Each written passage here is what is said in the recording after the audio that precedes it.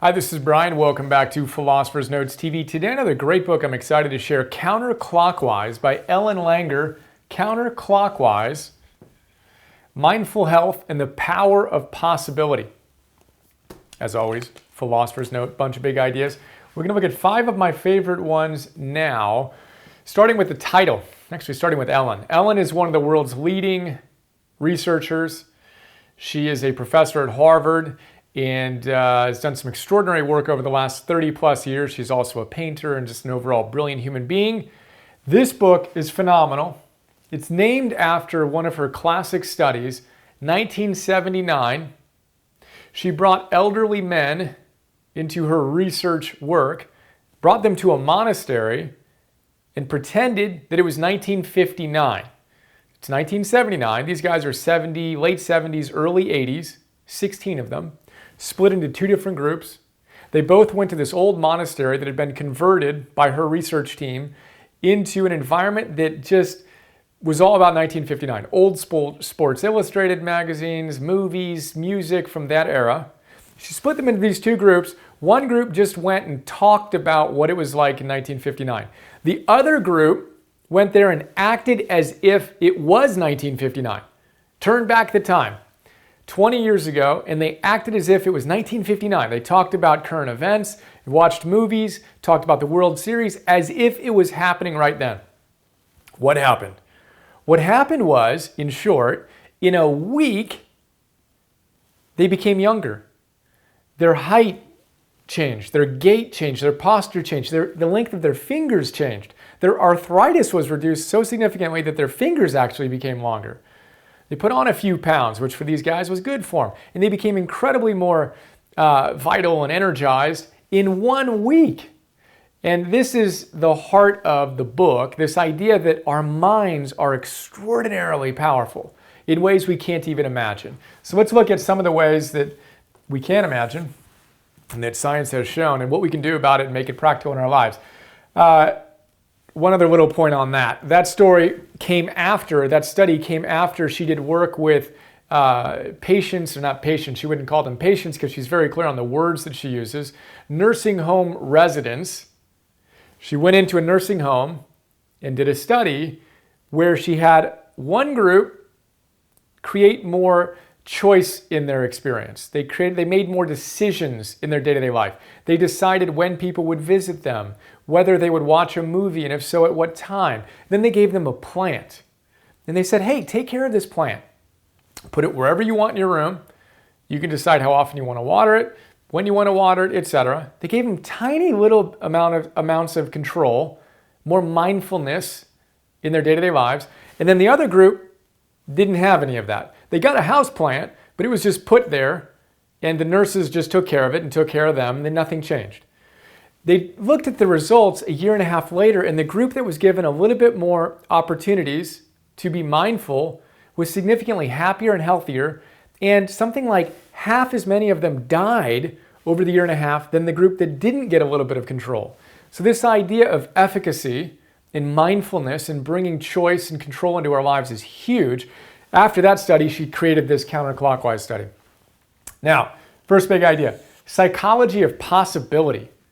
That's been the focus of Ellen Langer's work for the last 30 plus years, the psychology of possibility. So traditional psychology is interested in normative behavior. So what normally happens, and can you bring in a variable that significantly changes people's behaviors? If the majority of people significantly modify their behaviors based on your experimental variable, you have a meaningful study, right? Now, she says that's interesting, and we can learn a lot from that, but there's also something called the psychology of possibility. In the psychology of possibility, we aren't interested so much in the average normative behavior, in describing what is. We're interested in what can be. And she playfully shares a story of trying to get one dog to yodel, or trying to get one monkey to say one word. If you brought monkeys into a lab and you tried to teach them language, and none of them, or most of them, weren't able to adopt language in a meaningful way, you wouldn't have a very successful traditional study. But, she says, in the psychology of possibility, if you were able to get one monkey to say one word That's huge. That would mean nothing in a traditional study. Really, it's an exception. Exceptions aren't interesting in traditional research, but they are in the psychology of possibility. That exception points to possibility. It points to potential. And that's what we want to do in our lives, is to quit look at the limits and the averages and start looking at what's possible. So again, if you can get one monkey to say one word, well, you can get him to say 2 words and probably 3 words, and you can probably get 2 monkeys. Then you can figure out a little bit more and get 3 monkeys. Huge idea. Psychology of possibility. Second big idea is tied to this, reversing Zeno's paradox. As you may know, Zeno's paradox is the idea basically that if you, with every step you take, get 50% closer to your destination with every step, you'll never get there. Right? That's Zeno's paradox. Langer jokes that he seems like a bit of a pessimist. She reverses that. And rather than focus on that paradox, she says what's exciting is that wherever you are, there's always one little step you can take. One tiny little step that you can take. That once you take that, you can take another tiny little step. And once you take that, you can take another tiny little step. And you take enough of those steps, and that impossible goal becomes possible. One example she uses is losing weight. Say you or someone you know wants to lose 50 pounds, but they feel like that's impossible. They're overwhelmed by that. She says, okay, but what if you decided you wanted to lose 1 ounce? 1 ounce. What's one little thing you can change in your behavior, one little variable you can notice, change your behavior such that you can lose 1 ounce? And people say, well, I can do that. I can lose 1 ounce. Well, if you can lose 1 ounce, you can lose another ounce and another ounce. And sooner than you may think, that impossible goal becomes possible. And you've built this extraordinary momentum. So that's reversing Zeno's paradox. Finding variables and variability in your life via mindfulness such that you can alter your behavior and move in the direction of your ideal outcomes. That's the heart of her work in this book. The third big idea is role-playing. Amazing research. This is in the context of priming. So it's amazing what happens when we prime ourselves or when individuals are primed in research studies. Get this, you can bring people into a lab, split them into 2 groups. One group gets age, like elderly related words, negatively associated with age, in a crossword puzzle, for example. If they're primed with those words, right, like dementia or whatever other positive things we can come up with, right? If they're primed with those, not even knowing it, and the other group isn't, that group that was primed with negative aged associated words will walk more slowly to the elevator than the group that wasn't primed. Nuts. They do research on Asian American women, and they look at the effect of stereotypes and priming stereotypes. Now, Asians stereotypically are viewed as really good at math. Women, on the other hand, stereotypically are not viewed as great at math. So what's fascinating is they can prime the same Asian American women in this study, split them into groups. One group is primed to think of or to be, they're primed by their gender, focusing on their gender, which is associated with poorer performance. And guess what? Their math test scores go down.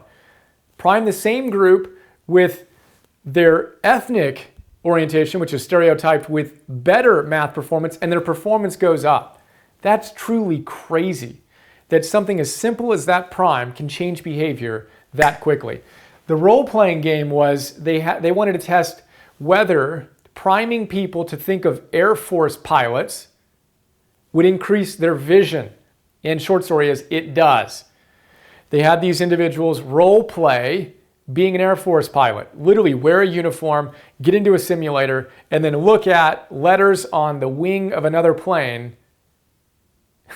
And they compared them to individuals who didn't dress up in the uniform. They just went into the simulator and then looked at numbers randomly somewhere else. The group that pretended, that acted as if, role played being a pilot, their vision went up. That's crazy. Again, hard to even wrap your brain around how quickly that can go up. But it does. We talked about this in the inner game of tennis. Timothy Galway describes the fact that one of the best ways to boost your performance is just to act like you're a great tennis player. Channel that, have that confidence, and your performance will go up. Fascinating stuff. And she's got another half a dozen stories like that. Here's another wacky one.